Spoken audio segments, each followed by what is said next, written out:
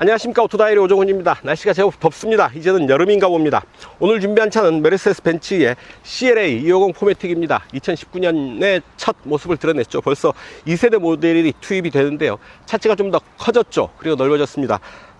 차체 길이를 50mm 더 확장시켰고요. 좌우 타이어 간 거리, 트레드라고 하죠. 앞뒤 트레드도 좀 더 넓게 하고 저중심 설계를 적용해서 좀 더 안정된 주행 성능을 맛볼 수 있지 않을까 하는 생각이 듭니다. 라디에이터 그릴에 다이아몬드 핀으로 장식을 해 놔서 좀 더 강한 인상을 전해주고 있죠. 세단과 쿠페를 한데 적용한 차체 디자인을 적용을 해서 언뜻 보면 세단인 듯, 또 달리 보면 쿠페인 듯한 차체 디자인도 눈길을 끄는 요소입니다. 뒤에서 보시면 차의 뒷모습은 AMG GT 모습도 언뜻 보이고요. 이 차 안에서 아주 다양한 형태의 모습들을 만날 수 있지 않을까 싶습니다. 2.0 가솔린 엔진을 적용을 해서 223마력의 최고 출력을 냅니다. 제법 차급 대비 제법 강한 힘을 기대할 수 있지 않을까 싶은데요. 판매 가격은 5,380만원에 책정이 됐습니다. 과연 어느 정도의 느낌을 만날 수 있을지요. 직접 시승을 통해서 그 느낌 여러분들과 공유하도록 하겠습니다. 좋아요, 구독하기 잊지 마시고요. 저는 출발합니다. 함께 하시죠. 문전석입니다. 아이고 더워라. 자, 센터페시아의 10.25인치 HD 모니터 2개로 계기판과 인포메이션 모니터를 설정을 하고 있습니다. 자, 센터페시아 먼저 보시죠. 홈 화면에 보면 능동형 차선 이탈 어시스트, 그리고 능동형 브레이크 어시스트, 어텐션 어시스트 등이 적용되어 있죠. 사각지대 어시스트도 있네요. 자, 보조장치 그렇게 있고요. 차의 다이나믹 실렉트 주행 모드죠. 속도 제한, 스노우 타이어를 장착을 했을 때 속도 제한을 걸어 놓을 수가 있고, 시트 설정, 차에서 내릴 때 시트를 슬라이딩 시켜주는 거죠. 라이트, 앰비언트 라이트 모두 64개 컬러로 적용을 할 수가 있고요. 상당히 다양한 앰비언트 라이트 컬러를 적용을 할 수가 있습니다. 저는 날도 덥고 해서 파란색, 시원하게 파란색으로 설정을 하겠습니다. 자, 가속을 할 때, 그리고 제동을 할 때 가속과 제동력을 보여주기도 합니다. 엔진 출력, 엔진 토크, 배터리 전압, 부스트 압력을 볼 수가 있는데, 엔진의 디테일한 부분들 같이 보면서 운전을 할 수도 있겠고요. 연비 상황을 실시간으로 이렇게 보여주기도 합니다. 헬로 벤츠. 네, 무엇을 도와드릴까요? 블루투스 오디오. 헬로 벤츠. 도움이 필요하세요? 전화 걸어줘. 이름이나 전화번호를 입력하세요. 오종훈. 오종훈의 집 유선 전화로 전화를 겁니다. 취소. 자, 이렇게 전화 걸기, 음악 듣기, 실내 온도 조절까지 되는데요. 내비게이션은 되지 않습니다. 아마 메르세데스 미 앱을 통해서 차와 핸드폰이 연결이 되는데요. 미 설정이 제대로 되어 있지 않고요. 저는 이 차의 오너가 아니어서 메르세데스 미 앱에 접근할 권한이 없습니다. 내비게이션을 활용하지 못하는 게 아닐까 짐작해 보고요. 자, 이렇게 트랙패드를 통해서 조절을 할 수도 있죠. 자, 카메라 이렇게 볼 수가 있고요. 차량 기능을 또 설정을 할 수가 있고, 즐겨찾기 를 이용을 할 수도 있습니다. 내비게이션 맵은 안 되고요. 라디오 미디어, 그리고 전화 걸기, 이런 부분들 가능하겠습니다. 주행 모드는 인디비듀얼, 스포츠, 컴포트, 에코 4가지 모드가 되어 있고요. 인디비듀얼 모드에서는 엔진과 스티어링 휠, ESP를 각각 조절을 할 수가 있겠죠. 자, 센터페시아 아래로 핸드폰 무선 충전 장치가 있습니다. 스마트폰 올려놓으면 자연스럽게 충전이 될 테고요. 그 아래 차와 연결할 수 있는 커넥터, C타입 USB 포트, 그리고 12V 전원구 들어와 있습니다. 트랙패드. 자, 이 부분은 또 스티어링 휠의 버튼을 통해서도 쓸어 넘기고 위아래로 여러가지 조절을 할 수가 있습니다. 이 테마도 조절을 할 수가 있네요. 효율성으로 테마를 조절을 하면 이렇게 계기판이랑 센터페시아 모니터가 또 바뀌네요. 테마에 따라서 계기판과 인포메이션의 화면 컬러 디자인이 좀 더 바뀌어지죠. 취향에 맞춰서 선택을 할 수가 있겠습니다.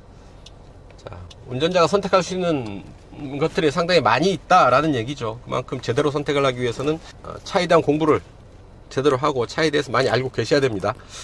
좀 더 힘있는 디자인이라고 할까요? 좀 항공기 터빈의 모양을 응용한 이런 송풍구 적용을 하고 있습니다. 자, 센터 콘솔, 저 깊은 센터 콘솔이 있고 그 안에 USB 모니터 2개 배치되어 있네요. 왼쪽에 헤드램프 조절할 수 있는 부분 들어와 있습니다. 이 차 어댑티브 하이빔 어시스트 들어와 있는데요.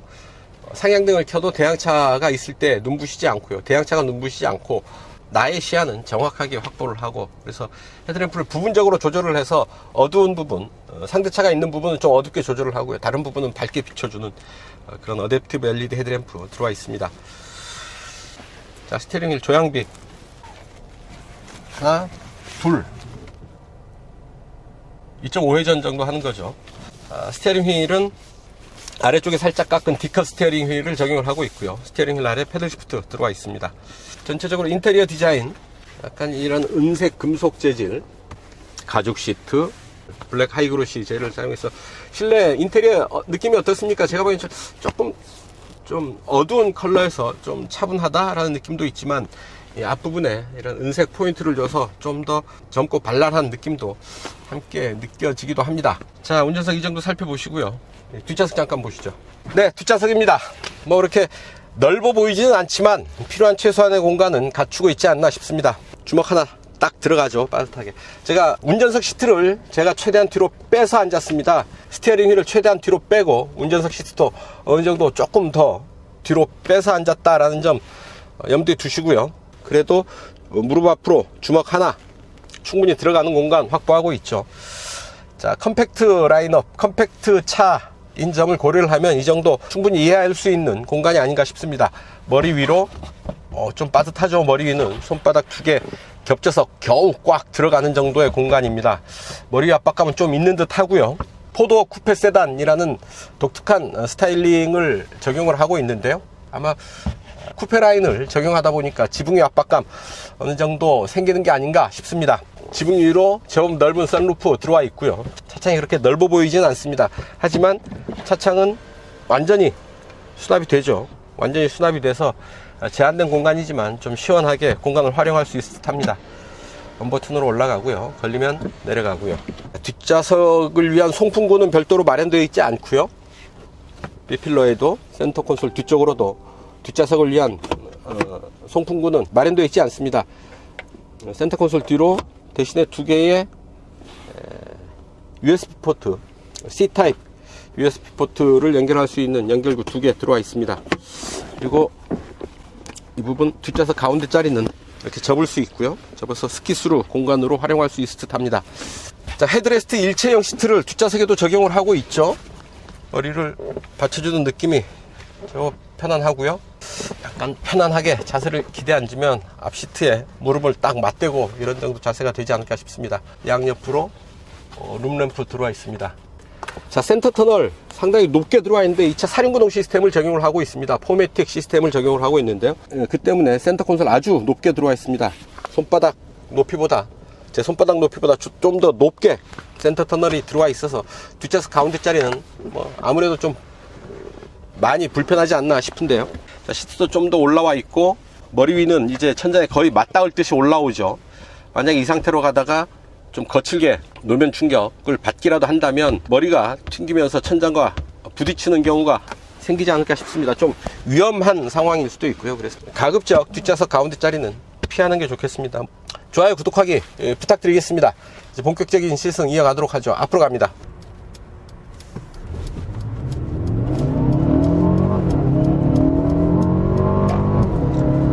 네, 오늘도 평화로운 자유로 CLA 250 포매틱 타고 달립니다. 스포츠 모드를 먼저 선택을 했는데요. 엔진 소리가 제법 느낌이 있죠. 킥다운 버튼이 있고요. 가속 페달의 마지막 저항점이 있습니다. 꾹 맞아 밟으면 좀 더 강한 힘을 끌어내는 거죠. 아주 강한 그 가속 반응은 아니지만 차급에 비해서는 제법 예민한 그런 반응 만나볼 수가 있겠습니다. 자, 노면 굴곡을 넣은 구간인데요. 굴곡진 도로 지나간다는 느낌은 있는데 있는 그대로의 노면 상태를 느낄 수 있을 듯 합니다. 이 차 컴팩트 라인업에 속하는 차죠. CLA 쿠페 세단으로 메르세데스 벤츠는 이 차를 소개를 하고 있습니다. 쿠페와 세단의 형식을 두루 갖춘 4도어 쿠페 세단이다 라는 얘기인데요. 어떻습니까? 여러분들 차 보시기에 쿠페 닮아 보이시나요? 그냥 세단처럼 보이시나요? 각자의 느낌대로 보는 게 맞겠습니다. 벤츠 라인업의 컴팩트카 그룹에 속하는 차입니다. 차체 사이즈로만 보면 C클래스보다 조금 더 길고 넓습니다. 차체 사이즈로만 본다면 C클래스에 꿀리지 않는 좀 더 큰 덩치다라는 얘기죠. 하지만 휠 베이스에 이 차의 정체가 있죠. 휠 베이스가 많이 짧습니다. A클래스와 거의 비슷한 수준의 휠 베이스를 갖추고 있다라는 얘기고요. 그만큼 차체 사이즈는 좀 키웠지만 플랫폼, 이 차의 뼈대라고 할 수 있는 플랫폼은 컴팩트카의 플랫폼이다 라는 얘기죠. 휠 베이스가 2730mm에 불과합니다. 어댑티브 크루즈 컨트롤이 아니고요, 그냥 크루즈 컨트롤만 있습니다. 그리고 차선 이탈 방지 장치가 아니고 차선 이탈 경고 장치까지만 장착이 되어 있네요. 시속 100이고요. 자, 7단 DCT를 적용을 하고 있죠. 7단 약 1600, 6, 5, 4, 3단 5000 정도 마크를 하고 있죠. 1600에서 3단 5000 RPM 구간에서 시속 100을 커버를 하고 있습니다. 자, 좀 가속을 하면서 엔진과 변속기 반응 좀 보기로 할까요? 6000rpm까지 쭉 속도를 끌어올린 뒤에 다시 변속이 일어나고 하는데요. 1단 DCT를 적용을 하고 있는데 기어비가 어마무시합니다. 일단 기어비가 15.95입니다. 거의 16인데요. 어라? 세상에 이런 기어비는 없죠.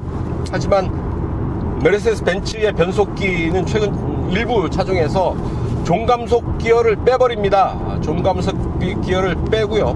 그냥 기어박스 자체에서 그 기어비 세팅된 대로 최종적으로 구동력이 전달이 되게 이제 세팅을 한 거죠. 종감속 기어를 빼면 원칙적으로는 기어 자체의 사이즈가 커집니다.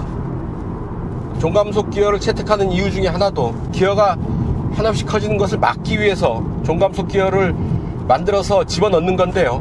기어가 커지는 것을 막을 수 있다면 종감속 기어를 뺄 수도 있지 않느냐라는 게 아마도 벤츠의 역발상이 아닌가 싶습니다. 그래서 종감속 기어를 빼고요, 기어의 스펙도 많이 줄였다, 컴팩트하게 만들었다 라는데 어떤 그 노하우, 기술이 있는 게 아닌가 싶습니다. 기어비를 보면 최종 기어비 7단 기어비가 2대1이 됩니다. 대개 7단 기어라고 한다면 5단 정도에서 1대1을 맞추고 6, 7단을 오버드라이브 상태로 가져가는 게 일반적인 세팅인데요.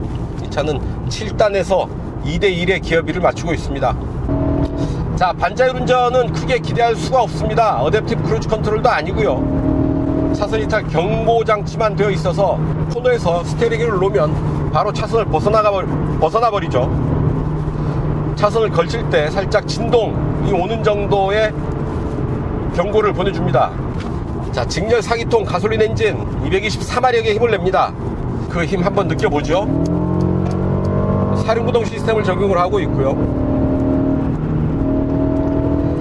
제법 빠른 속도인데 바람 소리가 의외로 없어요. 차창을 넘어가는 바람 소리 정도가 잔잔하게 들리는 정도인데요. 자, 속도가 빨라지면서 바람 소리도 조금씩 커지는데 엔진 소리가 죽지 않네요. 속도를 감안해서 본다면 그 진동폭이 훨씬 더 크고 차체가 불안해야 되는 그런 정도의 속도인데요. 차체의 안정감이 돋보입니다. 저중심 설계를 했다라고 하고요. 벤츠의 포매틱 사륜구동 시스템을 적용하고 있어서 고속에서 차체 안정감이 좀 더 돋보이지 않나 싶습니다. 또 하나, 이 차 공기저항계수가 0.23입니다. 상당히 우수한, 생긴 거는 약간 통통하고 좀 우량아처럼 생긴 차죠. 약간 살집이 있어 보이는, 통통해 보이는 그런 볼륨감 있는 차체인데 의외로 바람의 저항을 잘 덜어내고 있습니다.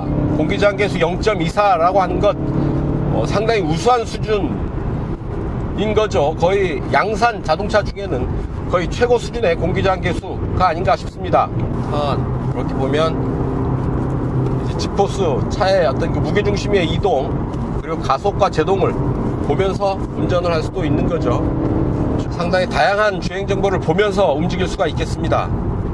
조향, 탁, 턴 하는데 상당히 즉각적이고 정확한 조향 반응 느끼게 됩니다. 그리고 턴할 때 시트의 옆구리가 몸을 딱 받쳐주고 있어서요, 약간 거칠게 차를 다룰 때에도 시트가 몸을 안전하게 안정되게 잘 받쳐주고 있지 않나 싶습니다. 자, 앞에 차는 보냈고요, 뒤에는 차가 없고요. 자, 시속 100에서 제동 한번 해보죠. 자, 시속 100에 크루즈 컨트롤이 맞춰졌고요. 갑니다. 자, 하나, 둘, 셋.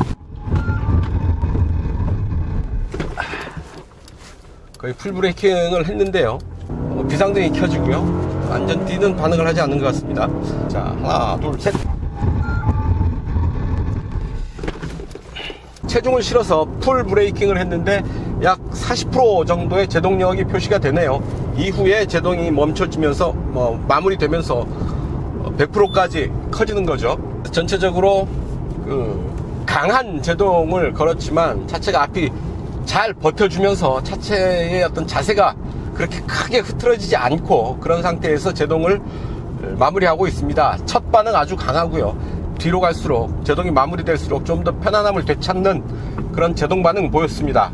자, 고속 코너링 한번 도전해 봅니다. 조금 빠른 속도로 코너를 돌아가 볼 텐데요, 사륜구동 시스템을 적용을 하고 있고 무게중심이 조금 낮은 편이어서 좀 더 강한 코너링 성능 기대해도 좋지 않을까 싶습니다. 자, 코너 앞두고 속도를 좀 쭉 끌어올리고요, 쭉 끌어올렸습니다. 제동, 턴.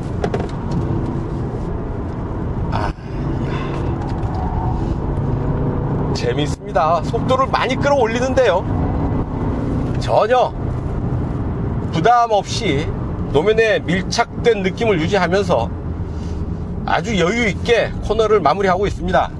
빠른 속도로 진입을 했는데 좀 여유가 있어서 중간에 가속을 조금 더 했는데도 크게 개의치 않고 운전자가 의도하는 대로 원하는 수준 이상으로 코너링을 마무리하고 있습니다. 상당히 안정되고 우수한 그런 코너링 성능 느낄 수 있었습니다. 직렬 4기통 가솔린 엔진에서 터져나오는 224마력의 힘을 바탕으로 제법 강한 야무진 성능을 보여주고 있습니다. 같은 힘이라고 한다면 몸무게가 좀 작은 차급에서 오히려 더 강한 힘을 느낄 수가 있게 되는 건데요, 이 차가 아마 그러지 않을까 싶습니다. 이 차의 공차 중량이 1550kg입니다. 그렇게 무겁다고 할 수 없는 차체죠.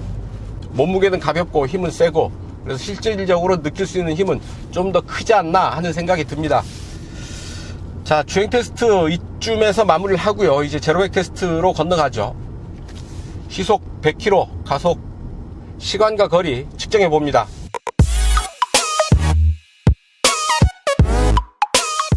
메르세데스 벤츠는 6.3초로 이 차의 제로백 타임을 제온표에 밝히고 있습니다. 자, 과연 실주행에서 어느 정도 성능이 나올지요, 직접 테스트해 보도록 하겠습니다. GPS 계측기를 사용을 할 테고요, 주행 모드는 스포츠로 갑니다. 에어컨은 완전히 끄죠. 하나, 둘, 셋.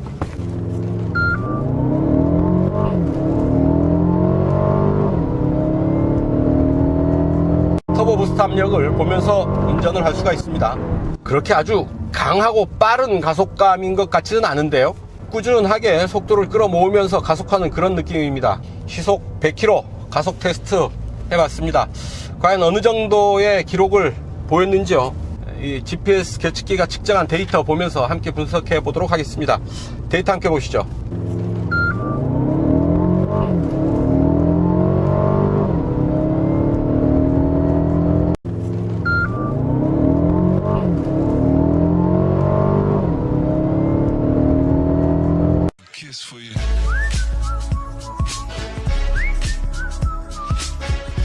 연비 테스트 하겠습니다. 이 차 공인복합 연비는 11.5km/L입니다. 4등급인데요. 자, 실주행 연비 얼마나 나올지요. 이곳 파주 헤이리 마을을 출발을 해서 지하철 2호선 교대역까지 약 55km 달려가면서 측정해 보도록 하죠. 주행 모드는 에코로 갑니다. 에어컨 안 틀 수는 없고요. 최소한으로 에어컨은 가동하겠습니다. 네, 파주를 출발해서 이제 잠시 후에 행주대교 건너갈 텐데요. 자이로를 따라서 28km를 달려왔습니다. 26분간 28km를 달려왔고요. 평균 연비 21.3 기록하고 있습니다. 공인복합 연비 대비 거의 10km 가까이 더 달린 연비죠. 교통체증 없었고요. 편안하게 정속주행으로 달려올 수 있었습니다. 이제 행주대교 건너서 올림픽대로로 건너가면 교통상황은 좀 더 나빠지겠죠. 자, 아마 21.3이 최고 연비를 기록하는 게 아닌가 싶습니다.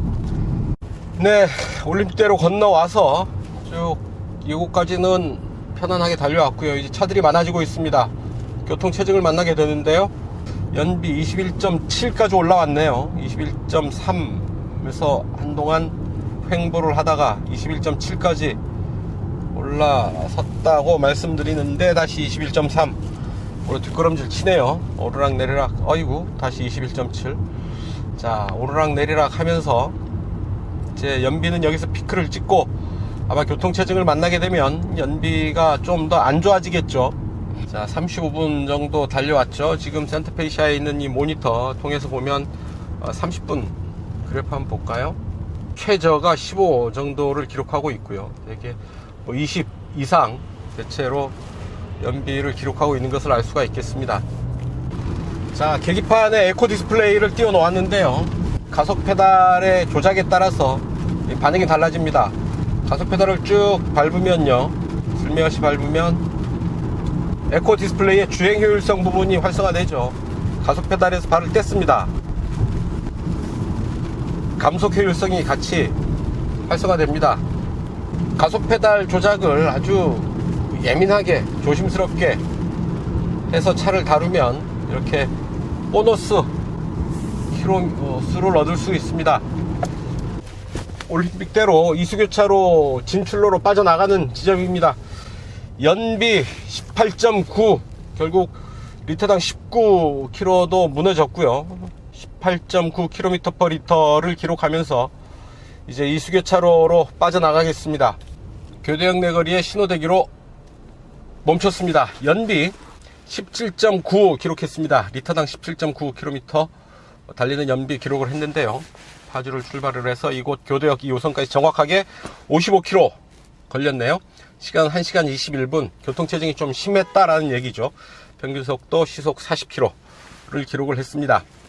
어쨌든 파주를 출발을 해서 이곳 교대역까지 55km 달려온 연비, 최종 평균 연비 17.9km/L 기록을 했죠. 이는 이 차의 공인복합 연비 11.5보다 제법 높은 수준의 연비를 기록했다라는 얘기입니다. 어떤 차든 이렇게 편안하게 차를 다루면 공인복합 연비 이상의 연비를 보인다라는 사실 CLA 250 포매틱에서도 여지없이 확인할 수 있었습니다.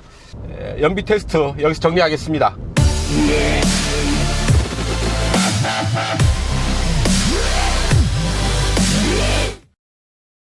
자, 단도직입니다. 모니터가 아주 뜨겁습니다. 좀 계속 오늘 날씨도 덥죠. 계속 모니터를 켜놓고 있었는데요. 켜놓고 있을 수밖에 없죠. 차가 운행하는 동안 계속 켜 있으니까요. 자, 이렇게 손을 대보면 상당히 발열이 뜨겁게 모니터가 달궈져 있는데요. 어쩔 수 없는 부분이기는 하죠. 모니터의 발열 관리 좀 더 적극적으로 해야 되지 않을까 싶습니다. 상당히 뜨겁기도 하고 이 열 때문에 실내가 좀 더 더워지는 듯 합니다. 주행보조 시스템도 상당히 아쉽습니다. 어댑티브 크루즈 컨트롤이 아니죠. 차간거리 조절을 하지 못합니다. 또한 차로 이탈 경고장치만 있어서 조향에 직접 개입하지 않아서 반자율 운전을 할 수가 없습니다. 메르세데스 벤츠 프리미엄 브랜드인데 말이죠. 아무리 컴팩트카라고는 하지만 그래도 메르세데스 벤츠를 타는 입장에서 본다면 요즘 국산차 준중형급에서도 만날 수 있는 아주 높은 수준의 주행 안전 시스템, 주행 보조 시스템을 메르세데스 벤츠 CLA에서 만날 수 없다. 좀 실망스러운 부분이 아닐까 싶습니다. 그게 주행 편의 장비이기도 하지만 또 다른 면에서 본다면 안전을 위한 안전장치이기도 하거든요. 좀 더 편하게 그리고 안전하게 이 차를 다룰 수 있는 주행보조 시스템, 이를테면 어댑티브 크루즈 컨트롤이나 차로 이탈 방지 장치 정도는 기본으로 적용돼야 하는 게 아닌가 하는 생각을 하게 됩니다. 상당히 아쉽습니다. 디자인이 어중간합니다. 포도 쿠페 세단으로 메르세데스 벤츠는 이 차를 정의하고 있습니다. 포도 쿠페와 세단의 장점을 잘 살리고 싶은 그런 의도는 충분히 알겠는데요. 어떻습니까? 제가 보기에는 이 차 쿠페처럼 보이지도 않고요. 그렇다고 정확한 세단의 모습을 하고 있지도 않습니다. 좀 어중간한 모습을 띠게 되어버린 셈인데요. 쿠페와 세단 모두를 소화하려다 보니까 쿠페도 아니고 세단도 아닌 어중간한 모습을 하게 되지 않았나 싶습니다. 이 차는 아무리 봐도 이 어중간한 디자인이 영 보기에 걸립니다. 네, 한 가지 더 있습니다. 쿠페형 디자인을 의도하다 보니까 이렇게 창틀이 없는 프레임리스 도어를 적용을 하게 됐죠. 이런 프레임리스 도어를 적용하게 되는 차들에서 공통적으로 나타나게 되는 단점, 바로 이 날카롭게 드러나는 예각입니다. 이런 부분이 도어를 열었을 때 뒤에서 다가오는 오토바이나 보행자들의 치명적인 상해를 입힐 수 있는 부분이다 라는 얘기죠. 자, 예쁜 디자인을 추구하는 것은 좋지만 그 예쁜 디자인 때문에 그러니까 안전을 해치는 부분은 좀 생각해 봐야 되는 부분이 아닌가 싶습니다. 네, 지금까지 메르세데스 벤츠 CLA 250 시승을 했습니다. 컴팩트카라고는 하지만 차급을 뛰어넘는 그런 모습을 보여주고 있습니다. 차 크기서부터 컴팩트카라고는 믿기 힘든 크기죠. 주행 성능 역시 상당히 높은 수준에서 야무진 성능을 드러내고 있습니다. 중저속 구간에서는 물론이고요, 고속주행을 할 때 사륜구동이 뒷받침해주는 아주 탁월한 수준의 고속주행 안정감 느낄 수 있었습니다. 고속주행할 때 바람소리도 그렇게 크게 들리지 않았어요. 끝까지 살아있는 엔진 사운드를 듣는 그런 재미도 이 차에서는 빼놓을 수 없는 재미 중 하나가 아닐까 싶습니다. 판매 가격 5,380만원 어떻습니까? 여러분들 보시기에 합당한 가격으로 보이시는지요? 각자가 판단할 부분이 아닌가 싶습니다. 자, 오늘 시승 여기까지고요. 지금까지 저는 오토다이어리 오종훈이었습니다. 좋아요, 구독하기 누르시면 저는 물러가겠습니다. 감사합니다.